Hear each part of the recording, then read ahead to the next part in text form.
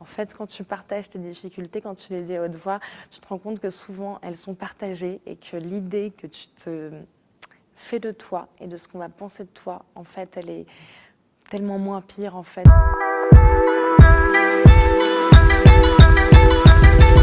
Bonjour, je m'appelle Marie, j'ai 28 ans, je suis conceptrice électrice, je travaille en agence de publicité.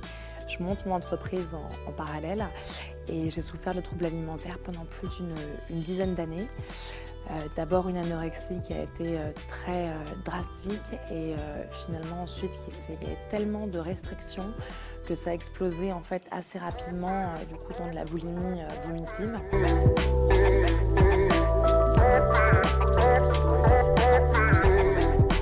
Du coup, j'avais une boulimie en fait qui se caractérisait en fait par le fait que ce soit quelque chose de très invisible déjà en société. C'est-à-dire que du coup, je mangeais normalement, il n'y avait pas d'exclusion particulière de catégorie d'aliments, mais en fait, tout était extrêmement interne, mentalisé et rationalisé. Par exemple, ça pouvait être des trucs bêtes, mais juste prévoir la taille de la portion, la disposition dans l'assiette. Plein de mécanismes de contrôle qui ne se voyaient pas, mais en fait qui étaient une charge mentale juste énorme. C'est-à-dire qu'il n'y avait absolument aucune spontanéité dans l'acte de manger. Tout était vraiment très anticipé et au bout d'un moment, contrôle plus contrôle, avoir des assiettes parfaitement calibrées, être sûr que c'est assez pour ne pas faire de crise, mais pas trop pour ne pas grossir, pour ne pas déraper. Du coup, fatalement, donc, du coup, ce contrôle invisible explosait du coup dans des moments de crise de boulimie très frénétiques. Il y avait tellement de contrôle que du coup, je dévalisais en fait le supermarché. Il y avait un coût financier qui était vraiment très important et dont on parle assez peu.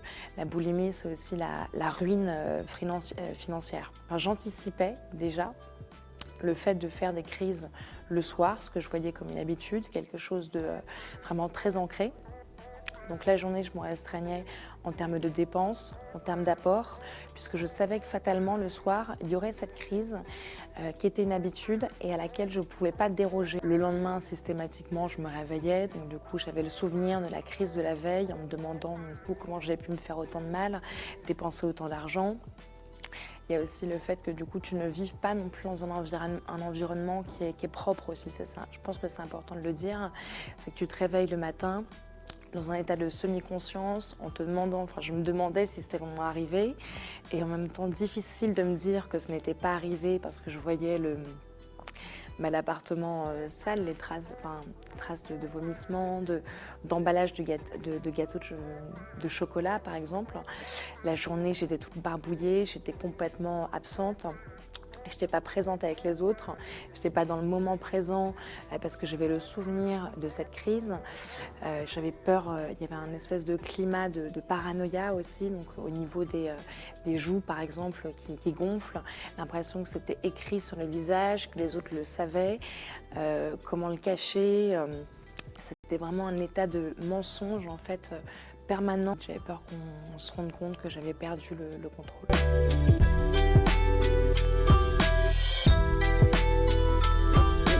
En fait, j'ai découvert que j'étais atteinte de boulimie de façon très rapide, c'est-à-dire que je suis passée par une période d'anorexie qui a été extrêmement drastique et visible.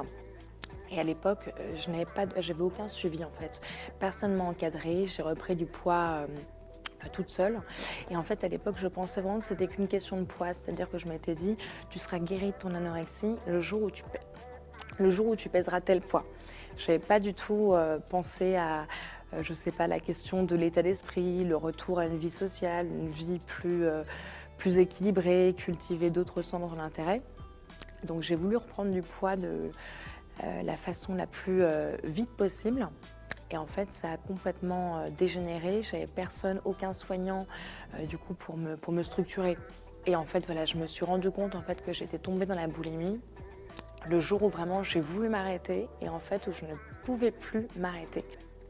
Donc ça s'est imposé à moi, c'est-à-dire que quand je me faisais vomir, quand je dévalisais le supermarché, Même si poser le mot en fait boulimie a été extrêmement difficile, j'étais quand même obligée de m'en rendre compte, même si je ne voulais pas l'avouer, le dire à haute voix, à mon entourage et à un médecin.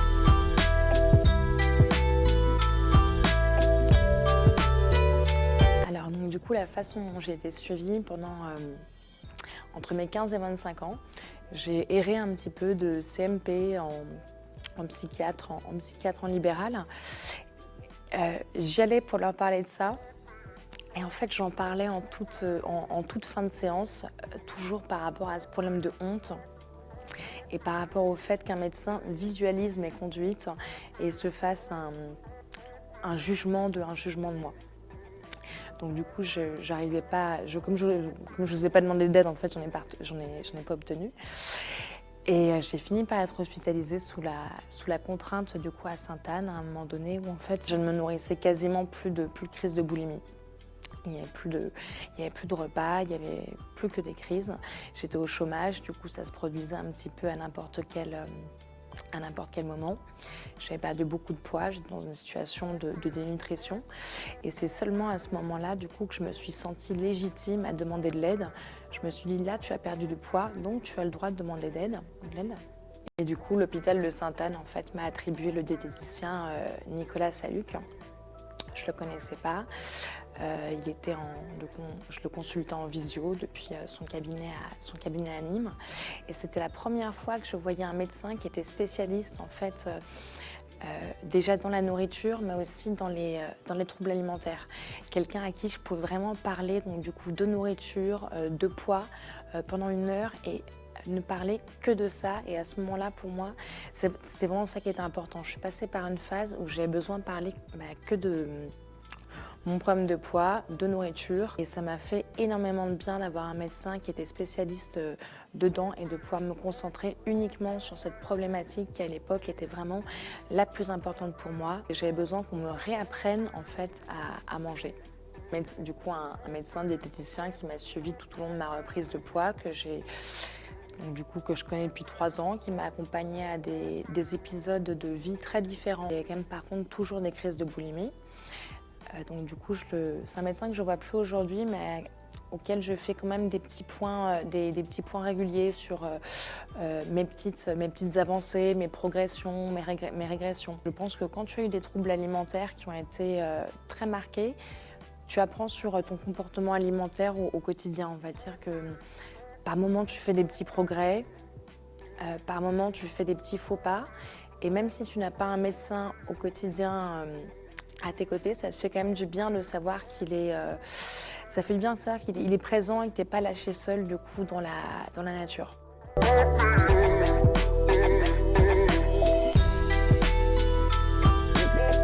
J'ai aussi, du coup, il y a 2 ans, créé un compte Instagram qui s'appelle In the Food for Life, dans lequel je racontais jour après jour mon parcours de guérison. Et voilà, en tout cas, c'était l'occasion en fait de partager mes progrès, mes avancées.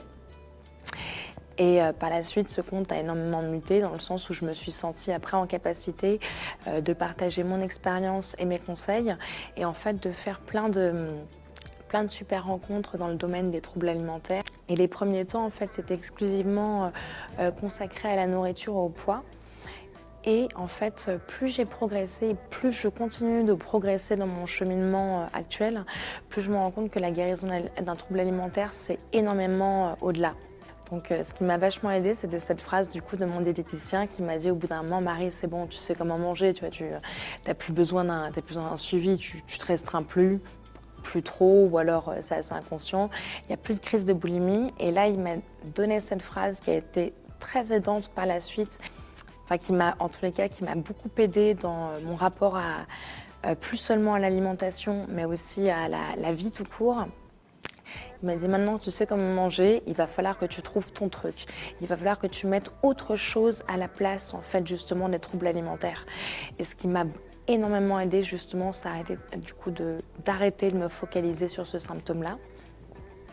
Donc ça a été par commencer en fait à faire du bénévolat en centre de soins pour adultes donc du coup qui souffrent de troubles psychiatriques, donc de donner des cours de littérature, d'écriture, d'avoir des parcours des moments d'échange. Et c'était vraiment des moments du coup qui n'avaient plus aucun lien avec la nourriture, le trouble alimentaire. Et donc de mettre du coup une activité plaisante, agréable et décorrélée du repas après le repas justement. Quand tu souffres de boulimie, il y a quelque chose qui est hyper difficile, en fait, c'est le moment où tu finis ton assiette. C'est vraiment t'as l'impression que le repas, c'est le meilleur moment de ta journée et tu voudrais vraiment que ça dure toujours, que l'assiette, elle soit illimitée. Il y a cette difficulté à terminer, en fait, le repas et à se dire mince, mais en fait, il reste plusieurs heures avant de manger, ma journée va être très triste, j'ai pas de plaisir, comment est-ce que je m'occupe? Et justement, voilà, la vraie difficulté, elle commence là, c'est comment est-ce que je retrouve en fait des centres d'intérêt en dehors de mes repas. Comment est-ce que je retrouve les activités qui me font du bien. Donc pour moi, effectivement, ça a été ma solution, mais qui n'est pas universelle. Je pense que chacun a besoin de trouver sa solution et ça, c'est extrêmement progressif. En fait, la fin de l'assiette, elle était plus du tout progressivement, c'est devenu plus triste, dans le sens où je savais que j'avais plein de rencontres, plein d'échanges, plein de travail en amont à fournir. Et moi qui étais tellement focalisée sur le plaisir alimentaire, je me retrouvais presque pressée à finir de terminer mon repas pour passer à autre chose justement, quelque chose qui n'avait plus lien avec la nourriture.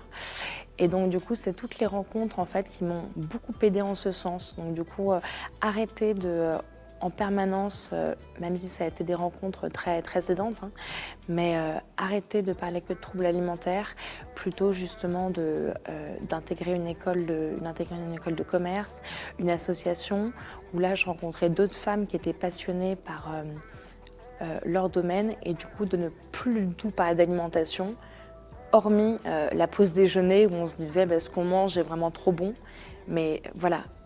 En gros, moi, ce qui m'a permis de guérir, entre guillemets, de mes troubles alimentaires, ça a été vraiment d'arrêter d'en parler.